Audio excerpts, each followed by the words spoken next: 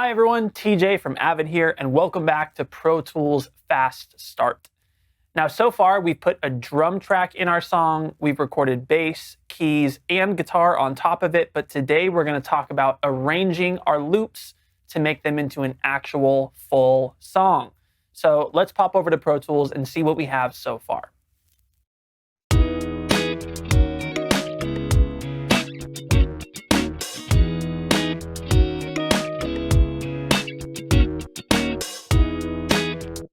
Now that sounds pretty good to me, but a song that is the same loop over and over and over again can get a little boring. And that is where arrangement comes in. It's really important to think critically about your arrangement so that your song has dynamics. It ebbs and flows, things come in and drop out. You have verses and choruses. That's what we're going to work on today. Now, let's start by zooming out and pressing the R key and making an intro for our song. Now for the intro, I like the sound of the kalimba and drums, nothing else. I can simply click and grab with our grabber tool and move our guitar, electric piano, and bass track out of the way. It doesn't necessarily matter where I put these yet. I'm just moving them out of the way so I can hear what an intro will sound like. I go back to the beginning of our song and hear what we've got, pressing spacebar.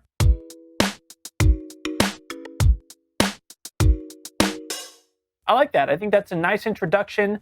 So I'm going to put a marker here to denote where we start. Now, markers are a really powerful feature, and they're really handy once you have a full song. To insert a marker, you simply click right here on this plus button next to where it says marker 1, and you type the name. I'm going to call this intro. And wherever your cursor was selected, Pro Tools will place a marker there. Now, the next part of our song that we're going to create is called our verse.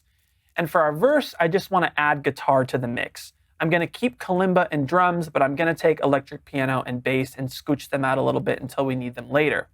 So let me move these out of the way a little more by clicking and grabbing. Let's take our guitar and line it up with our kalimba and drums. Now remember, I'm using the Smart tool. So as I move my mouse around the clip, different icons pop up representing different tools that I can use. I want to find this loop icon because I've looped these clips, and I can change the loop length by simply clicking and dragging. So let's loop our kalimba out for the full length of a verse. Let's loop our guitar out, and let's loop our drums out. Last but not least, let's put a marker so we know where verse 1 starts. And let's hear what that verse sounds like.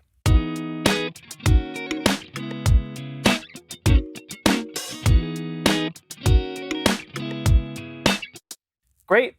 Now the next part of our song is called the chorus, and typically speaking, the chorus is a culmination point. It's where all the instruments come in and your track is at its absolute biggest. Let's take our electric piano clip and put it right here so that we're lined up for the chorus. And once again, we're just going to loop out guitar, kalimba, drums, and we're going to add bass and electric piano to the mix.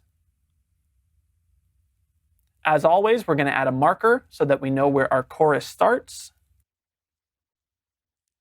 Now, it can get a little bit stale if we have the same pattern repeating over and over and over again. So we're going to remedy that by adding a drum fill. If we add a drum fill right before the chorus, it adds some variation, and that fill will really help to build up the energy and get us into the chorus on a high note. So let's take our cursor and go right here, right before our chorus comes in. We're going to press T to zoom in. Now, I want my drum fill to start right about here where you see my mouse, but this is where we run into a bit of an issue. When I click, grid mode makes it so that I'm selecting one part or the other. I can't actually select this middle part right here, but I can change the value of our grid by coming up here and clicking on this number and changing it to half note. So now I can click in the center of this drum part and I have a smaller grid to work with. I press B to separate where I want our fill to start. Same thing on the other side. And now we have an individual clip that I can build a drum fill in. So let's double click on this. Simply click and drag around all of our drum parts. Press delete to get rid of them. And let's add a fill. So I want to have a nice hi-hat fill going into our chorus. I'm going to add some hi-hat notes by simply double-clicking. And let's put an open hi-hat at the end just for good measure. Great. Now I'm going to select all. And up until this point, we've been using our Smart tool, which again, depending on where you put your mouse in the clip, changes to have different functions. But I'm going to change over to our Pencil tool because you can do something really amazing with velocity. I can edit multiple MIDI velocities really, really quickly to add some feel, build some anticipation going into our chorus. I can do that by clicking right down here at the bottom of our velocity and just dragging up along our notes. And you'll see that our MIDI velocity increases as we get closer to the chorus, which really kind of adds some emotion in that fill. Let's go back to our Smart tool and press play to hear what that sounds like. I like that fill going into the chorus, so I'm going to close out of our MIDI editor for drums. The next part of our fill is going to be this guitar right here. Now, I only want the guitar to play this one chord before going into the chorus. And sometimes grid mode isn't the best way to go when you're talking about audio files where you have to chop them in very specific places. This is where slit mode comes in, which is this mode on the upper left-hand side. If I click it, now anywhere that I put my cursor, doesn't matter if it's on the grid or not, Pro Tools will let me chop. So if I scroll in by pressing T, I find exactly where I want to cut this before our second guitar chord comes in. I press B. I'm going to do the same thing on our kalimba track. And now I'm going to go back to our grid mode and select going into our chorus and chop them one more time so I can delete these clips nice and clean. When we zoom out by pressing R, we can hear our fill in its entirety. That adds some energy going into the chorus, and I really like the variation that it brings to our song. Let's zoom out a little bit more and talk about a second verse and a second chorus. Now, in most modern music, you're going to hear two verses and two choruses. But I don't want to have to recreate my verse and chorus clips from scratch, and I don't want to have to take the time to copy and paste everything individually. And that's where clip grouping comes in really handy. Let's change our grid value back to 1 bar so this is a little easier to work with. Let's take our cursor icon and click and drag around our entire verse and chorus. Now we simply right-click and scroll down to Group. Now I can edit this entire chunk of my song. I can move it back and forth all in one chunk so I don't have to get into changing every single part in and of itself. I can also double the length of our song really quickly by pressing Command D or Control D if you're on a Windows machine, and it duplicates our verse and chorus.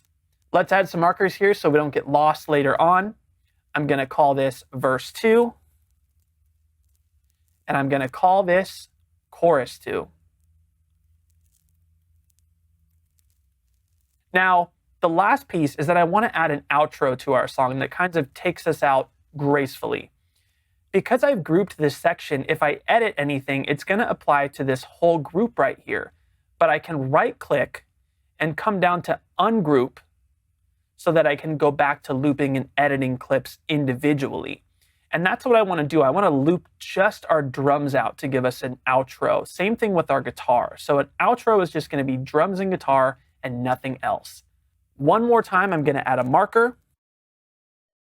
And let's hear our second chorus into our outro.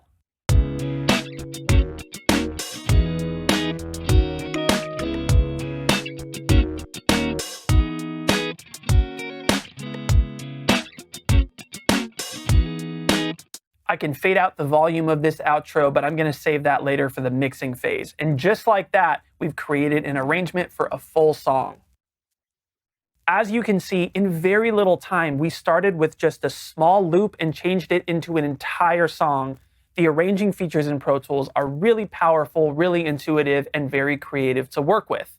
Now, because our song is arranged, we are ready for the next step of the process, which I think is the most exciting. It's recording vocals. So make sure that you join us for this next video. And as always, thanks so much for hanging out with us. We'll catch you on the next one.